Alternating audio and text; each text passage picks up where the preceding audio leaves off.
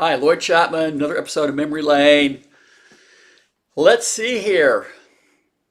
I'm going to remind people to watch Truth and Power. It's 10 20-minute documentaries. I think it's on Amazon right now. I watched it when it was on Netflix. But watch one or two episodes of that, or go watch The War on Whistleblowers, The War on Hackers, the documentary Silenced. PBS did one called United States of Secrets, and you'll kind of see the power that the government uses and the resources they have to try to silence whistleblowers or activists like me. You know, no matter what kind of activist you are, if you're taking on the federal government will take you on. And the things they do, I don't think, when I talk to people about what's happened to me, people I can tell by the look on their face, it's unbelievable. They just don't believe it. But watch those other documentaries, and then you'll believe it. So this episode is about a lawsuit that I won. I spent 7 years in federal court.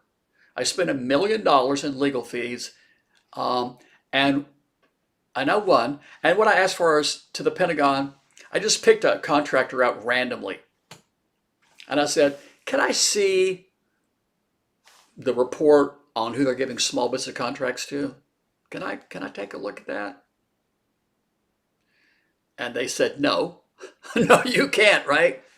7 years, $1 million, and countless court appearances. And by the way, when you're trying to uncover fraud at any federal agency, you're going up against the Justice Department.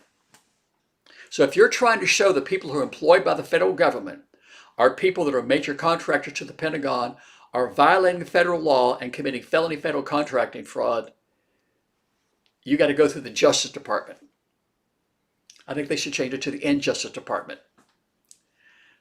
30-something years, right? I've won 98.5% of my cases for over 30 years. And I've been going up against the Justice Department for over 30 years. They lose 98.5% of the time. And it's astounding. I've discussed this before, but I'll just tell this really quick. The first lawsuit I ever won was in the Ninth Circuit Court of Appeals, and the judges were so unhappy with the government's attorney. It was a woman. They screamed at her, and she started crying in open court. They were so unhappy. They were screaming at this lady, and I've seen that several times. Almost every time I go to court, the judges are very unhappy with the government because they're trying to cover up, fraud. And the judges have made a number of statements over the years, being unhappy with the government. So I won this lawsuit, and when you win these lawsuits, it's kind of like a baseball game. It takes years to win them, but you win them in sort of like little pieces. There'll be hearings, and the government will make a motion, and my attorneys make a motion, and you sort of win them in little pieces, right? And so this lawsuit was basically whether the Pentagon could withhold information on the small business subcontracting goals that prime contractors had, or they could withhold the names of the companies that the prime contractors were subcontracting with. In this particular case, I discovered the fact that this particular company was giving small business contracts to multi-billion-dollar international conglomerates, which is typical. That's gone on for over 30 years. So it was a really important case. It was a landmark case. It affected all government contractors, particularly at the Pentagon, and it set the precedent for what type of information the Pentagon and its contractors would have to release to the public. So it was a big deal, right? And I hired a big PR firm and put out, lots of press releases. No media outlet ever wrote about it in 7 years. This should have been in every publication that covers government contracting. It should have been every publication that covers the Pentagon, every publication in Washington that covers, small business issues. Um, Maybe one little website wrote about it.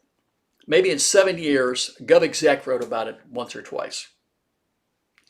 And but gosh, when you look at the number of publications that write about the Pentagon and government contracting and small businesses, there's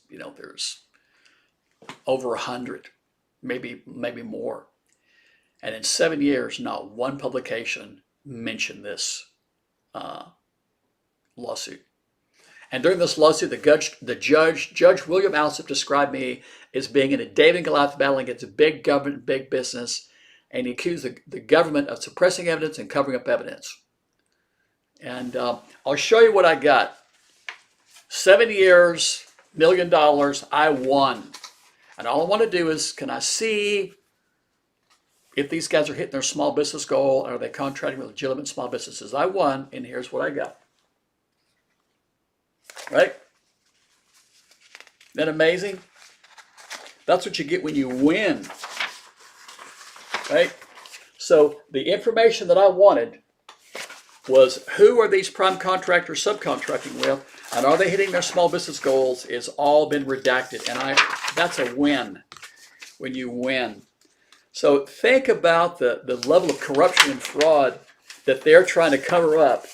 That when you just want to see, can I see if you guys are telling the truth? So when the Pentagon tells Congress they're doing, 23% with small business, can I just see? Their response is, hell no, you can't see. They even redact the people that signed it. You can't even see who signed it, right? And it's amazing, right? It's amazing.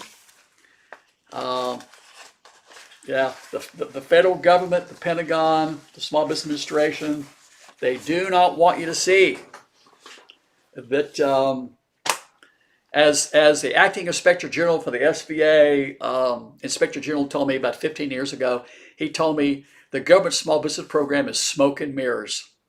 I can't think of his name. But yeah, when the government comes out and says, oh, we hit the small business goal for the 7th consecutive year, and we gave 25% of all contracts to small businesses. Small business got $125 billion. Ask them who they gave the contracts to and see what happens. Yeah, if you have $1 million in 7 years, yeah, you can see. All right, here's my last comment on this video. I remember suing the SBA one time for the names of the firms that they gave small business contracts to for something. It's about 10 years ago. So they came out and said, oh, small businesses got 100 something billion. I said, can I see the names of the companies? They said no.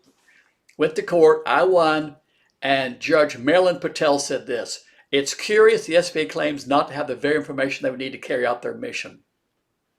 Right? So, yeah, fraud, rampant fraud in federal small business programs across the board. Across the board. I'm Lloyd Chapman. Thanks for watching.